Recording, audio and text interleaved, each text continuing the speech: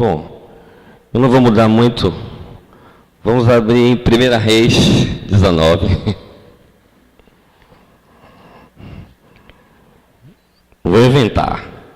Só vou atropelar um pouco, porque Sérgio parou no 18.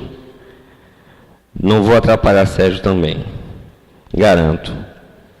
Vou me esforçar. Tem no meu coração algo simples, mas o desejo de cooperar com tudo que o Senhor tem nos falado aqui esses dias. Para mim, meu coração tem se enchido com a palavra e tenho me determinado também a ler as Escrituras, a meditar nela. Esse exercício tem que ser uma prática de todos nós. E o que o Sérgio está fazendo aqui, eu estou bebendo. Saí ontem, recebi uma... No meio do que ele está falando, sempre você pega algo para você, assim, que é para a sua vida. Ele falava um pouco, naquele momento de Eliseu, onde ele entra para orar pelo filho da viúva. Naquela hora ali, Deus falou comigo. Porque ele não sabe o que ia acontecer. Na minha cabeça, ele entrou ali, seja o que Deus quiser. Mas ali, a história dele é marcada ali por um milagre. Um milagre que foi inaugurado. Ele inaugurou esse milagre. E assim, até antes dele entrar no quarto, ele não sabia o que ia acontecer. E, irmãos, Deus falou comigo que Ele é um Deus de milagres. Até que eu aposte que Ele vai fazer, mesmo que nada aconteça, eu não posso deixar de confiar no Senhor. Ele que abre portas, ou fecha. E fecha e ninguém abre, e abre e ninguém fecha. Então ali Deus falou em cima de uma necessidade que eu tinha, eu estava buscando de Deus, Deus falou especificamente a mim. Como eu sei que Deus tem falado muito ao coração de vocês, e o que Deus fala a você é para você. E se você tiver que compartilhar aqui para enriquecer, nos enriquecer com a palavra de Cristo, vai ter esse momento, né, Sérgio? Em cada um dividir conosco aqui o que Deus mandar você dividir. Amém? Somos, né? Uma nação de sacerdotes, né? Amém? Vamos lá. 1 Reis 19, 15.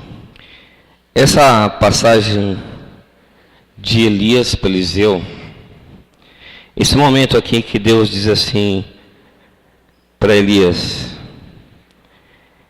vai, volta caminho para o deserto. Aí segue falando e diz assim: o filho de Nis, ungirás reis sobre Israel, e também Eliseu, filho de Safate, de Abel, Meolá, ungirás profeta em teu lugar.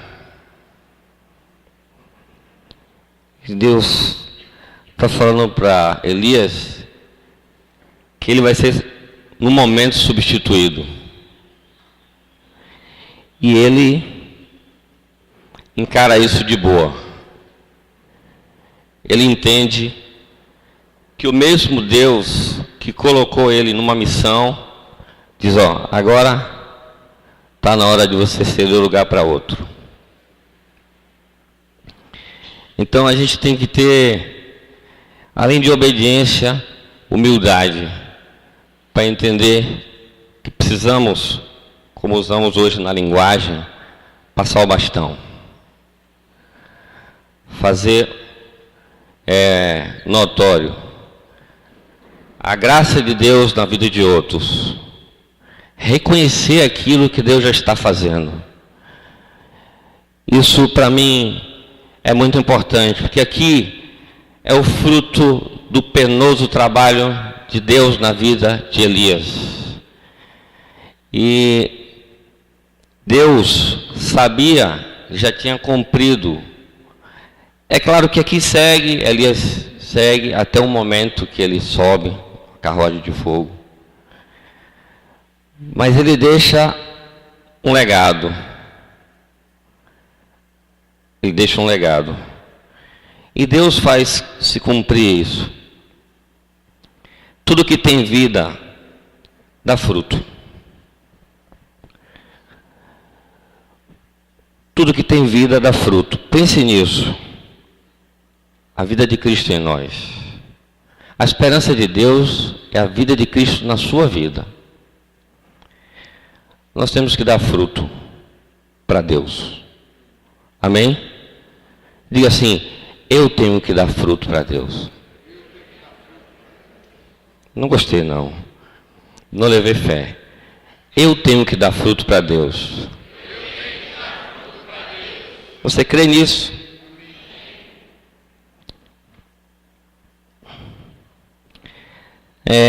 João 15, de 1 a 5. Vamos. Diz assim: não foi vós que escolhestes a mim, mas eu escolhi a vós outro, e vos designeis para que vades e deis fruto, e o vosso fruto permaneça. João 15, 16. Vocês acham... Vamos ler de novo, já que vocês abriram aí? Eu fiquei pensando, quando o Sérgio foi falando de Elias, aquilo foi enchendo meu coração. Elias é um tipo de Cristo. É uma figura que tem que me chamar a atenção para Jesus. Jesus, toda a palavra foi escrita por causa de uma pessoa. Toda a Bíblia centraliza na pessoa de Jesus. Eu estou estudando junto com alguns jovens o Novo Testamento e nós centralizamos aqui nos 4 evangelhos. E tem sido assim um momento de muita descoberta. Nós já ficamos 8 meses só indo e voltando, só nos evangelhos. E não só olhando para Jesus, é que você olha para Jesus quando você olha para Ele na sua palavra, olhando pelo que Ele faz, pelo que Ele é. Isso vai lhe enchendo, não só mente e coração. Você vai ficando cheio de Jesus. Quando você olha para Jesus de fato, é olhar para Jesus, o que Ele fala, o que Ele é. Isso está registrado. E Sérgio foi falando de Elias, eu fui vendo quanto de Jesus tem nessa figura. Quanto de Jesus tem. Todas as figuras do Velho Testamento tem que falar para nós da pessoa de Jesus.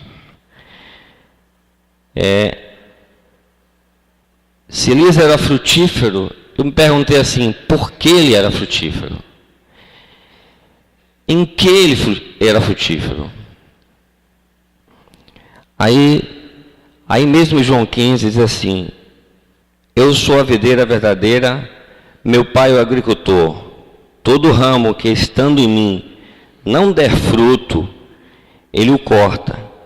E todo o que dá fruto limpa, para que produza mais fruto ainda. Vós estáis limpos pela palavra que vos tenho falado. Permanecei em mim, e eu permanecerei em vós. Como não pode o ramo produzir fruto de si mesmo, se não permanecer na videira, assim nem vós podeis dar, se não permaneceis em mim. Eu sou a videira, vós os ramos. Quem permanece em mim e eu nele, esse dá muito fruto, porque sem mim nada podeis fazer. Porque sem mim nada podeis fazer. Deus guiou os passos de Elias. E Deus era tudo para ele. Ele se moveu em obediência o tempo todo. Esse tipo de Jesus, de cumprir o que o Pai mandou. Nesse caso, Deus. No caso de Jesus, Jesus, sendo Deus, se esvaziou para fazer aquilo que o Pai mandou. E nós? E você? Você pensa nisso? Em que coisas você tem que dar fruto? É fruto de quê? Quando Elias, vamos dizer assim, passa o bastão, é o caso da figura da corrida de 4x100, que a gente tem que passar o bastão para o outro, e quem está passando o bastão tem que estar correndo, e quem está naquela raia também tem que estar correndo. Essa figura é interessante porque os que estão na corrida, quem vai passar o bastão não pode passar o bastão para quem está parado. Então é um caminho de duas vias. Se alguém está aqui, se Elias está aqui, e Deus mandou passar o bastão para outro, ele já veio trabalhando no coração de Eliseu. Deus é assim. E temos que confiar nele. O que me impressiona é que ele se move com total confiança em Deus. Ele tem segurança que Deus não vai deixar ele na mão. Deus não nos deixa na mão. Na verdade, Deus não acha que a gente é competente. E se você não acha, você está certo. Nós somos incompetentes. Agora, Ele nos capacita. Fiel é aquele que faz a promessa, né? A competência está nele. Essa é a nossa confiança.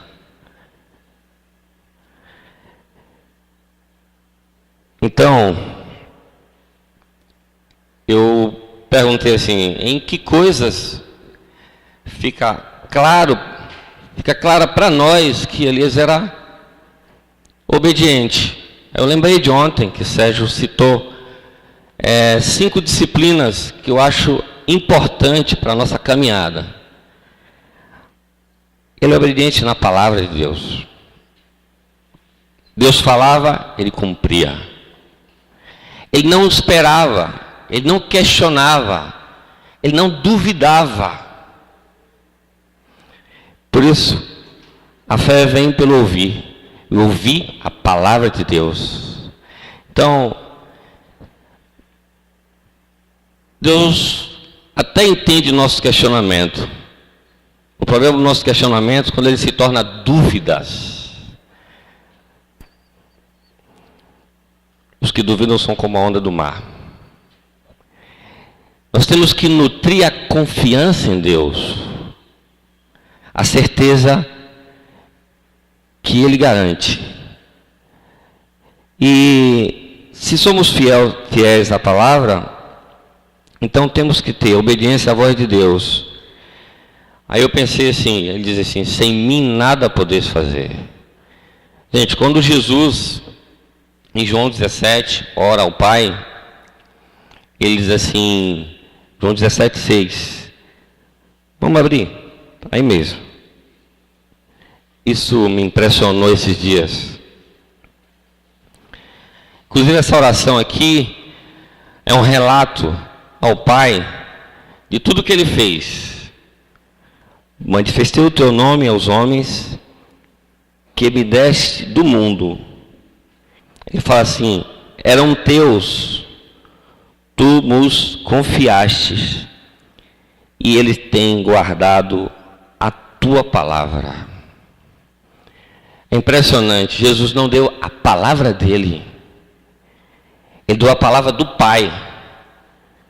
Se você cuida de outras vidas, você não tem a necessidade de dar a sua palavra. Porque Jesus não fez assim.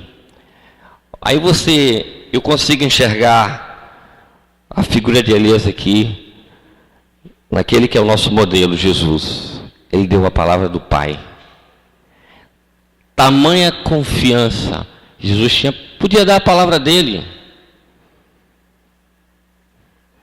Ele deu a palavra do Pai. Então, quando você der a palavra, se você tiver algo seu, coloque assim, a lápis, coloque sem deixar uma marca nas pessoas, mas a palavra do Pai não. Então, a importância da palavra de Deus na vida dos discípulos, na sua vida, na minha vida, é porque essa marca, essa referência, eu tenho que seguir a palavra do Pai. E a gente sabe que as palavras de Jesus é a nossa referência. Mas ele diz assim: eu não dei a eles a minha palavra. Ultimamente tenho pensado, eu posso botar dúvida na palavra, num conselho que eu dei a um discípulo, mas não na palavra do Pai.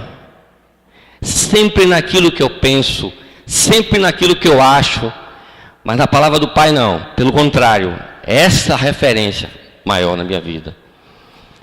E pensando em Elias, você vê que a palavra do Pai era a rotina dele. A palavra de Deus é o que fazia ele levantar, é o que dava força a ele. Não foi diferente com o nosso Mestre Jesus. Essa é a nossa referência. O que a palavra do Pai, que efeito essa palavra tem na sua vida? Não importa a idade, não importa quanto tempo você anda com Deus. Qual a importância disso para você? Então, essas coisas são definitivas na minha caminhada, decisivas na minha caminhada com Deus. A palavra do Pai. Então, Elias, ele valorizava, permanecia em quê? A palavra. E nós temos que permanecer em quê? Na palavra. Isso vai gerar fruto. Isso vai frutificar para Deus. Em que mais eu pensei, que Sérgio citou ontem? Oração. Na prática da oração. Esses dias aqui nós temos praticado isso. Aí, ainda assim, esse ano, uma experiência que eu tenho tido com alguns irmãos mais jovens, tem sido assim: um dia na semana, nós temos marcado para orarmos juntos. É todo grupo caseiro. Eu tenho 2 grupos caseiros. Um dos amigos da idade, não vou dizer Zebedeu, mas dos filhos de Zebedeu. E dos jovens. Depois eu explico essa história de Zebedeu, não desfazendo deles. Mas como foi que formou esse grupo? Estava eu num grupo com 40 pessoas, 45 pessoas. E parte desses, metade deles era filho de irmãos. E eu estava vendo que a edificação ali dos mais jovens estava muito restrita, estava muito assim, com cara de nada. Aí eu disse: vamos fazer um trato aqui. Vamos tirar essa galera daqui, para a gente ficar mais à vontade. Agora eu vou para lá cuidar dessa galera aqui também. Vamos fazer esse trato? Vamos, é isso. Fizemos um grupo caseiro só dos jovens e ficamos com outro grupo só dos coroas. E eu fiquei nos 2. Só que esse outro grupo multiplicou, porque mandaram pessoas de outros grupos para lá, e ficou um grupo gigante também. E Deus tem feito muitas coisas. A primeira coisa que experimentamos foi que esses jovens se sentiram mais à vontade. Eles participavam mais, eles queriam falar, eles sentiram que aquilo ali era a casa deles. Eles não eram mais assim, arrastados para o encontro. Eles não eram puxados pelos pais para ir para aquele encontro ali falar. Eles tinham que dar conta do recado. Lá, eles tinham que falar, eles tinham que profetizar, eles tinham que tornar o dom real na vida deles. Então, eles começaram... Aí começou uma revolução na vida deles.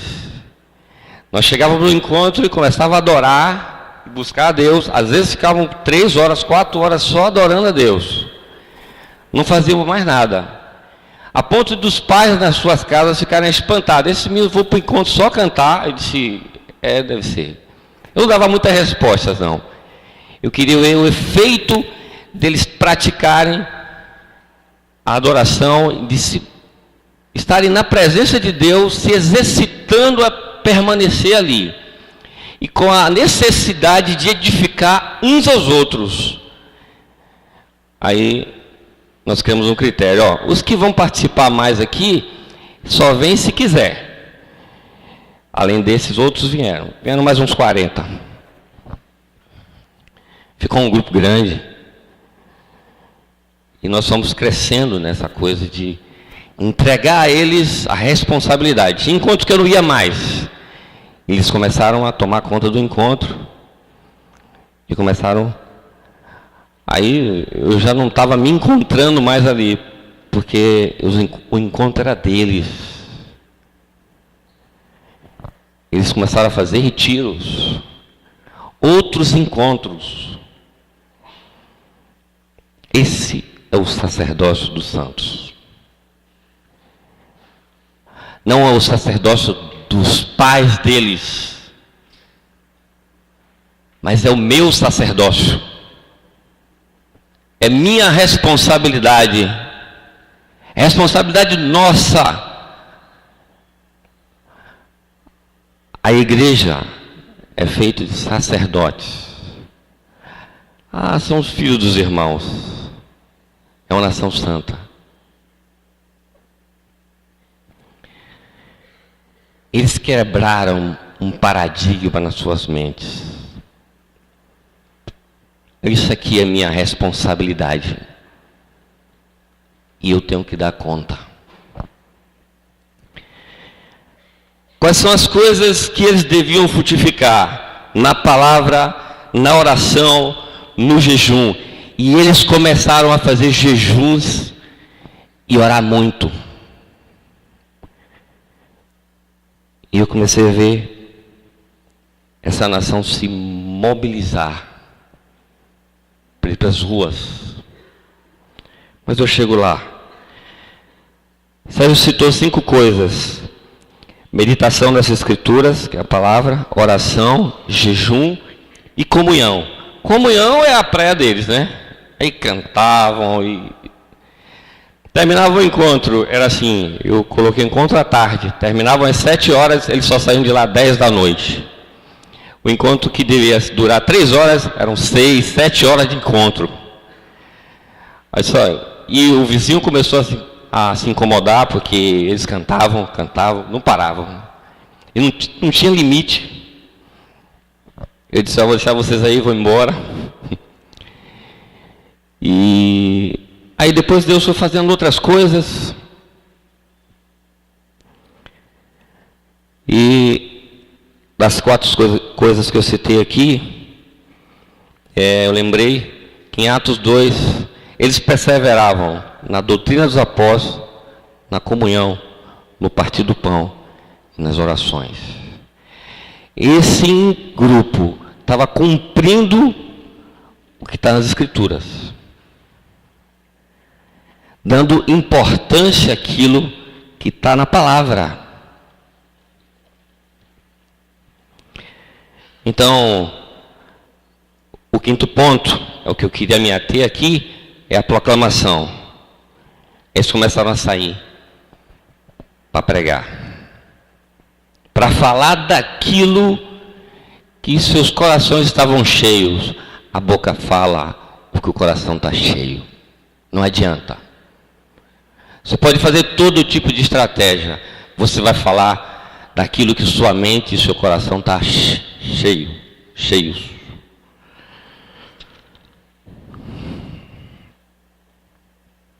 Eu queria focar na nossa missão. Mateus 28, 18 a 20. Então já não era mais encontro de jovem, era encontro de discípulos, de filhos de Deus, daqueles que estão edificando a casa de Deus. Não me interessava se era jovem, se é velho, já não estava mais me importando como as coisas estavam se processando ali, porque eles estavam cumprindo o que a palavra diz. E outro, melhor ainda, eles estavam tomando para si a responsabilidade dessa igreja dos últimos dias. Eu sabia que vocês têm embates que eu não tenho, que eu nunca vou ter. Eu nunca vou ter embates que essa geração está tendo. Eu não tenho noção da quantidade de coisas que vocês vão se deparar agora, vão se deparar daqui adiante. E você só pode fazer isso se você tiver consciência do que você está fazendo e para quem você está fazendo. Para quem? Por que você está aqui? Quem mandou você aqui foram seus pais? É suficiente isso?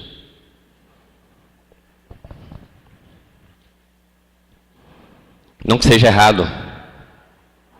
Não é errado. Os pais estão fazendo o papel deles. E o seu?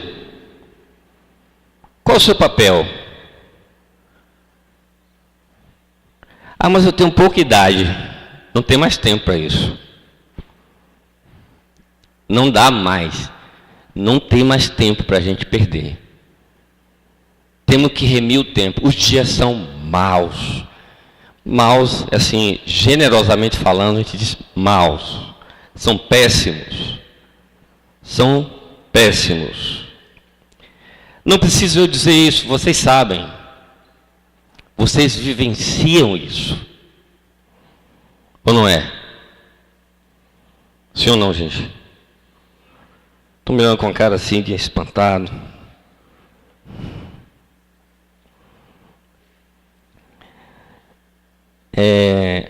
Mateus 28, 18 a 20, não precisa, né? Marcos 16. Eu quero ouvir a mesma ordem de Jesus em outro evangelho.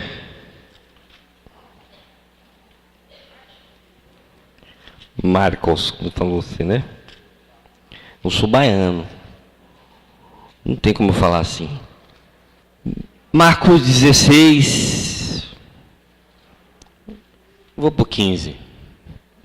E ia para o 14. 14 ou 15?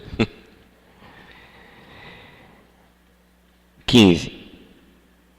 E disse-lhes. Marcos é objetivo, né? Ide por todo o mundo, pregai o evangelho a toda criatura. Quem crê e for batizado será salvo. Quem, porém, não crê será condenado. Esses sinais hão de acompanhar aqueles que creem. Em meu nome expelirão demônios, falarão novas línguas, pregarão em serpentes. E se alguma coisa mortífera beberem, não lhes fará mal. Se impuserem as mãos sobre enfermos, eles ficarão curados. De fato, o Senhor Jesus, depois de lhes ter falado, foi recebido no céu e assentou-se à destra de Deus. E eles, tendo partido, pregaram em toda parte, cooperando com eles o Senhor e confirmando a palavra por meio de sinais que se seguiam. Bom, antes de eu tecer algum comentário, vamos lá para Atos 1:4. Eu queria identificar a ordem de Jesus, o cumprimento dessa ordem, De outra forma, e comendo com eles, determinou-lhes que não se ausentasse de Jerusalém, mas que esperassem a promessa do Pai, a qual disse ele: de mim ouviste, porque João na verdade batizou com água, mas vós sereis batizados com o Espírito Santo, não muito depois desses dias. Aqui há uma expectativa. Tudo aquilo que foi dito lá no Evangelho de Marcos vai ser detalhado aqui. Da obra do Espírito Santo em nós. Do cumprimento de uma promessa que foi feita 800 anos antes. Lá em Joel 2, havia uma grande expectativa. Quando é falada a ordem de Jesus em Marcos 16, a gente tem que entender que Deus vai fazer isso em nós, através de nós. Isso faz parte da grande comissão, deixar-se ser usado pelo Espírito Santo, fazer-se confiante e tranquilo nas mãos de Deus. Deus quer fazer a obra e vai usar você. Ele agora não tem um profeta, ele tem uma geração de profetas, de muitos que vão falar da parte dele para os homens. E é com você que Deus está falando aqui. Amém? Nós somos a geração de profetas. E esse sacerdócio, eu não vou falar muito do contexto aqui, mas a expectativa, a espera dessas pessoas é por muitos anos. São séculos. O que estava acontecendo aqui era uma coisa que já estava quase esquecida na história. Todos os profetas que anunciaram o Messias aconteceu muitos anos antes. Assim como o cumprimento daquilo que Jesus veio fazer entre nós. Jesus, ele fez como Elias. Ele confiou na obra do Espírito. Ele teve uma missão. Ele fez tudo o que tinha que ser feito. Ele foi comissionado pelo Pai. E ele se entregou na mão do Espírito. E nós já conhecemos a obra de Jesus. Agora, o que eu e você temos que fazer? O que nós temos com isso? Qual é a minha cooperação com essa obra de Cristo? Qual é a parte que me compete? Eu sei que nós já fomos encantados pela vida de Jesus, pela sua obra, pelo seu sacrifício, por tudo que Ele é para nós, por tudo que Ele representa para nós, tudo que Ele é em nós. Mas o que significa cumprir o resto das aflições de Jesus? Aonde vai ser cumprido isso? Na sua missão, na minha. E eu não posso achar que Deus nos trouxe para uma reunião aqui no salão e ficar dando muitas instruções aqui e você se alegrando e tal. Isso é bom. Ou você tem que botar o pé fora. Você tem que botar o pé na rua. Você tem que anunciar o que está dentro de você. Você tem que botar o seu pé na rua.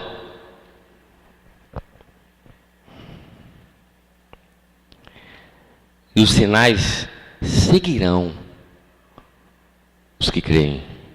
Aí, logo depois do 5, tem lá, Atos 1:8. Em Atos 2, diz assim: ao cumprir-se os dias de Pentecostes, estavam todos reunidos no mesmo lugar. É engraçado que Jesus, ele é assunto aos céus. Ele diz: ó, vocês vão ficar orando aí. Ele podia dizer assim: ó, agora receba o Espírito Santo. Ele disse: não, vocês vão ficar orando aí. E eles ficaram orando. Pense que expectativa não foi criada ali naquele momento de oração. Se você for lendo aí, tem os discípulos, as mulheres com Maria, mãe de Jesus, e os irmãos dele. Então eles ficaram ali, se derramando na presença de Deus, e na expectativa que a coisa acontecesse. De repente, ali é de repente mesmo, de repente veio do céu um som como um vento impetuoso, encheu toda aquela casa onde estavam assentados. Aí a leitura não dá conta de dizer o que aconteceu, o que se passou ali. Foi um negócio que quebrou a tradição judaica, arrebentou eles, inaugurou ali a descida do Espírito Santo. Foi uma coisa bombástica, uma coisa que, se eu fosse Sérgio aqui, estava gritando. Não tem como não gritar. E para eles, imagine aqueles homens galileus. Eles ficaram atordoados. Mas aí, não foi só eles. Eles estavam num local que as pessoas que estavam ao redor ouviram. Eles fizeram um alarido, uma zoada tão grande, que aqui no 7 diz assim: estavam, pois, atônicos e admirados, dizendo, os homens, as pessoas que estavam ali, tinham povos diversos ali, como eles falam aqui, partos, medos, estavam num lugar de comércio.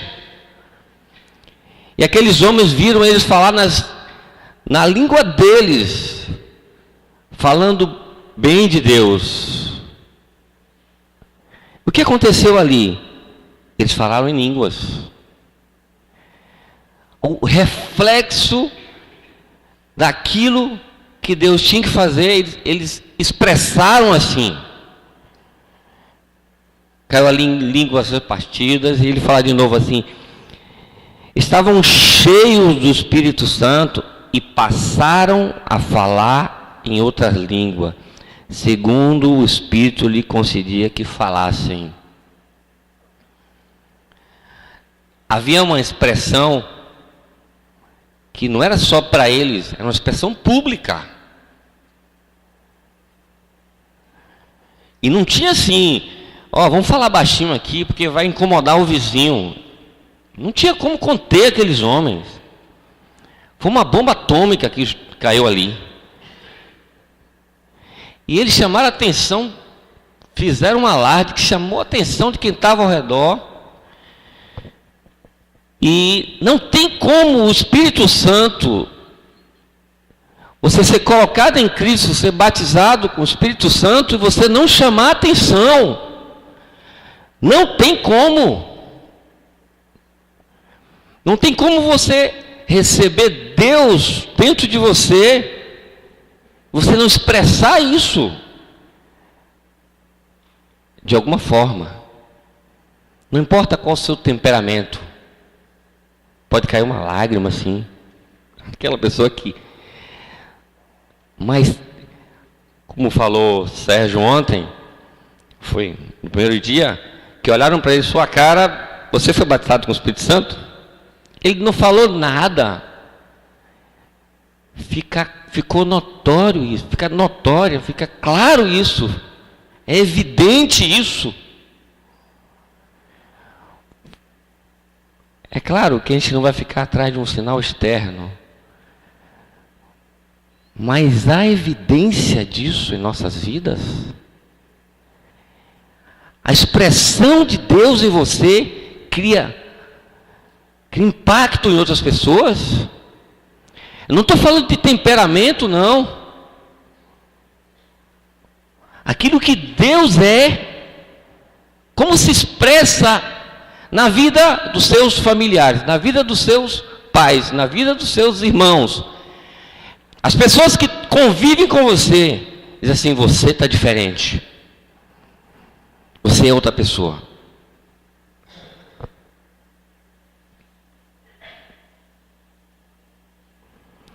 Essas coisas impactam outros.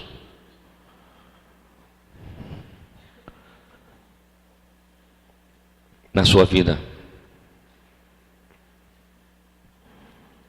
Não fique com complexo. Ah, mas na minha vida,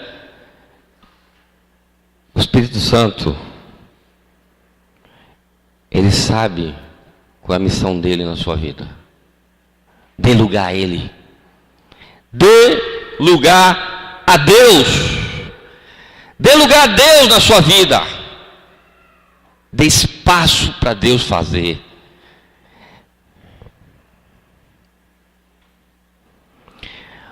Os homens ali, no 7, eles ficaram atônitos, perplexos. Alguns zombavam. Você tem colegas que zombam de você? Por causa da expressão de Deus na sua vida?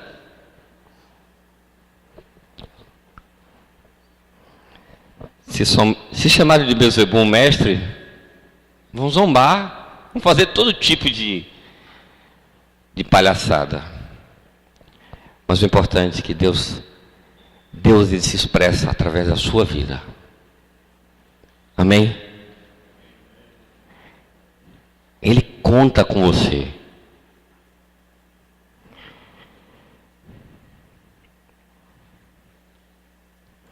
Agora,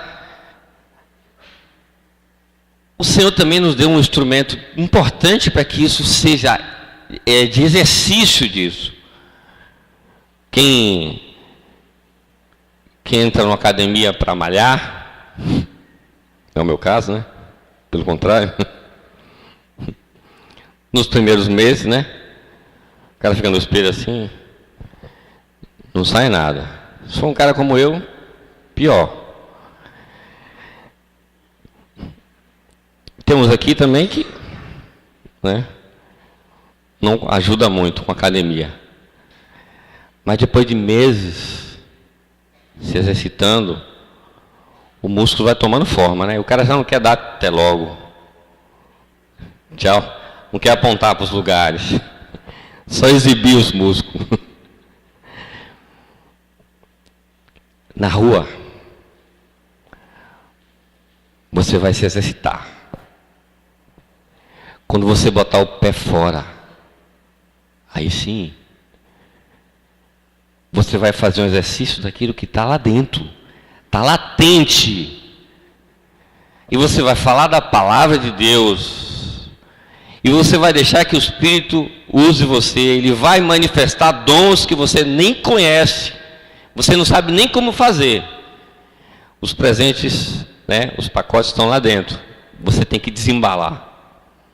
Deixar que é como sementes. Exercite. Na rua.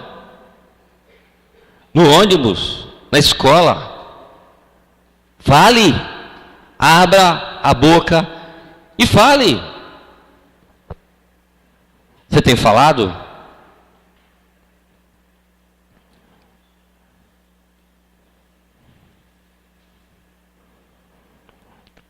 Tem vergonha do que vão chamar você? Crente? E hoje tem todo tipo de apelido, né? Tem uns que fazem umas loucuras aí. Tem todo tipo de piada. Mas não podemos ser tímidos, irmãos. Não podemos nos intimidar. Nós somos uma nação santa. Eu penso que quando Pedro aí eles falaram que eles estavam embriagados. Aí Pedro disse, não, eu vou ter que dar uma explicação aqui. Nessa hora, Pedro começou a nos dar um modelo de como anunciar Jesus, do que falar de Jesus. Nós temos que ter isso como nosso. Ele começa a nos ensinar o que devemos falar de Jesus. Então, o que a manifestação de Deus faz? Ele começou a citar Joel. Ele foi lá atrás e citou o que está escrito. Ele era catequizado. Ele não ficava cacau, gaguejando, não. Ele estava catequizado mesmo. Com todo respeito. E ele começa a dizer, e como foi dito lá em Joel, acontecerá nos últimos dias o Senhor, que derramarei do meu espírito. Ele usa a expressão derramar, mas quando diz a palavra que o Espírito caiu sobre eles, estavam cheios. Lá em Joel fala que Deus ia derramar. Só que quando Deus derrama, ele diz que eles estavam cheios. Por que não temos que estar cheios do Espírito? Eu não estou falando só... O assunto andar em Espírito é imprescindível para a nossa caminhada. Mas estar cheio do Espírito não precisa estar fora. Porque essa expressão... E eu fiquei encucado que... Às vezes a gente não quer... A ênfase aqui é que eles oraram, buscaram e ficaram cheios. Você quer estar cheio do Espírito? Você tem desejo de estar cheio do Espírito? Você quer permanecer cheio do Espírito? Porque isso é o extremo oposto. Você acha que Pedro estava se explicando porque chamaram eles de bêbados? Ele estava com problema de imagem? Não, vou defender meu grupo aqui. Aí, vou defender o grupo aqui. Não, Pedro usou do expediente para proclamar. Use das circunstâncias ruins para proclamar, para falar de Jesus, para expressar o que está dentro.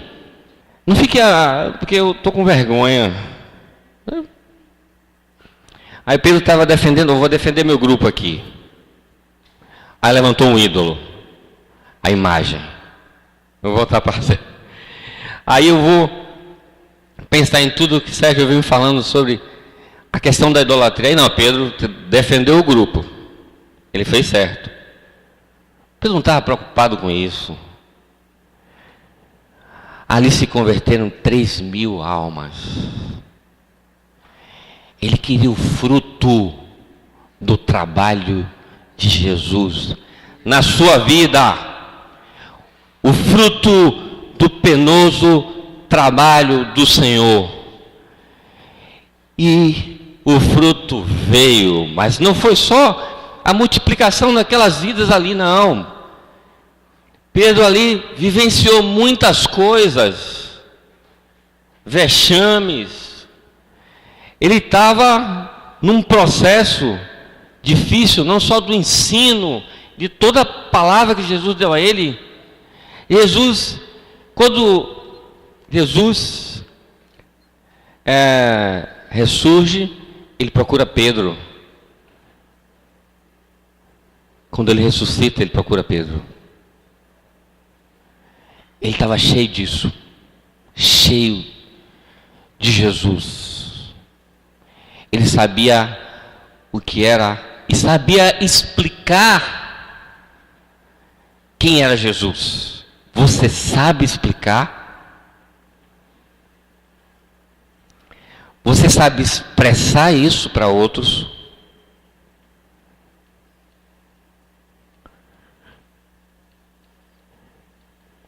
Pedro estava cheio de Cristo.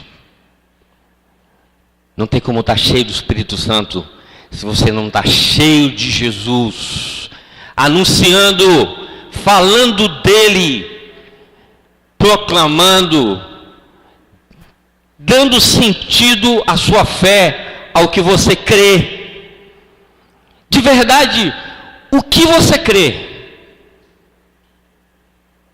Eu não posso me envergonhar de falar daquilo que me conquistou. Pedro não tinha chance de parar e se preocupar com a sua imagem. Ou se tinha um outro ídolo que estava o impedindo.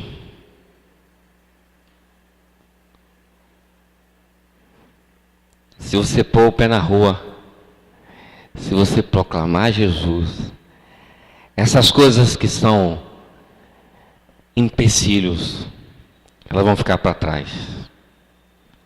Você tem que ter intrepidez, ousadia. Intrepidez.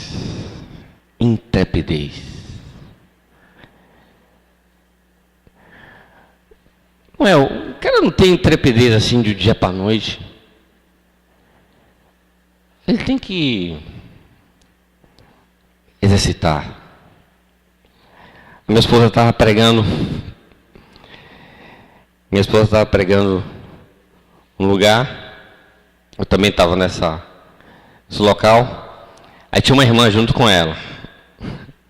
A irmã, não lembro, eu acho que foi um período que a gente morou em Brasília. E nós queríamos ir para a rua. Só que ali não tem praça. Aí tinha muitos empecilhos para ir para a rua. Eu disse, vamos para um lugar, um centro, um shopping. Nós fomos para um shopping lá. E começamos a pregar e ela foi pregar com uma irmã. A irmã nunca tinha falado assim no lugar público. Aí ela disse assim, e essa irmã tem uma coisa para falar para você.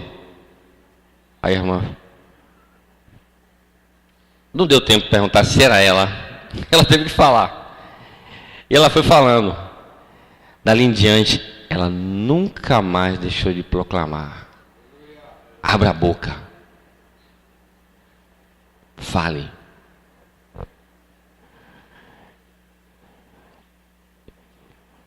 E ela perdeu a timidez. Aí tem um bocado de coisa que se chama timidez que eu não quero nem classificar. Mas Deus nos fez cheio do Espírito para sermos intrépidos. Amém? Porque eu não tenho um problema com quem tem vergonha. Eu era muito tímido, muito introspectivo. Quando eu recebi a palavra, quando eu me converti,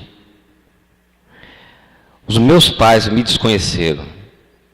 A minha mãe era cristã, mas eu recebi o evangelho do reino. Eu recebi um pacto. Minha mãe disse, você está ficando maluco. Eu não lhe conheço mais, meu filho. Eu disse, eu não sei porquê. Você está falando muito.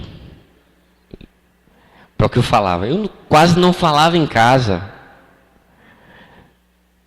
Mas não tem como você ficar em silêncio quando o Espírito Santo mora dentro de você. A timidez foi embora. Tem umas coisas ou outras assim, mas não me importo. Vocês não são tímidos. Isso é uma mentira do diabo. Vocês são cheios do Espírito. Diga, eu sou. Eu estou cheio do Espírito. Acredite, viu? Você acredita?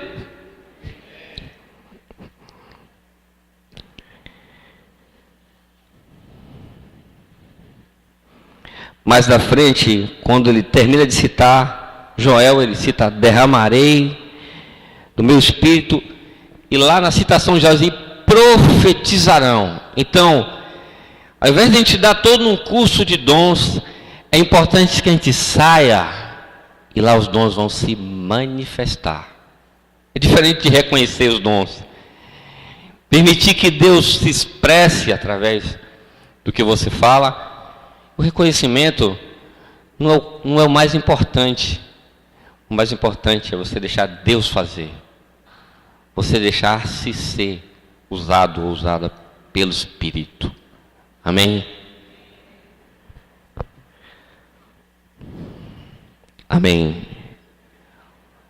No primeiro dia que estávamos aqui, Deus me deu um texto. Eu não entendi o texto. Eu fiquei assim, eu até li ele aqui. E Senhor, como é que eu vou falar isso aqui? Eu não sei se tem contexto.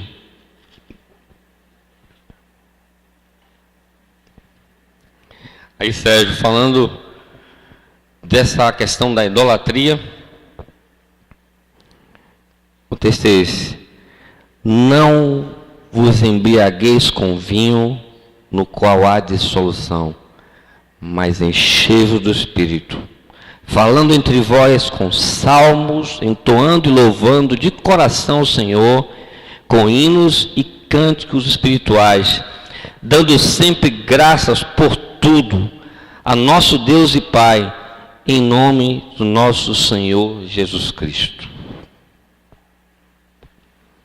Enchei-vos do Espírito e abandonemos as nossas idolatrias. Senhor, toma-nos nessa manhã aqui. Fala conosco, Senhor. Enche-nos de Ti mesmo, Senhor. Confiamos, Senhor, na Tua promessa. Manifesta a Tua graça aqui. Oh, Deus, queremos ser Tua boca. Queremos falar da Tua parte. Oh, Senhor, essa nação de sacerdotes possam abrir seus lábios e profetizar.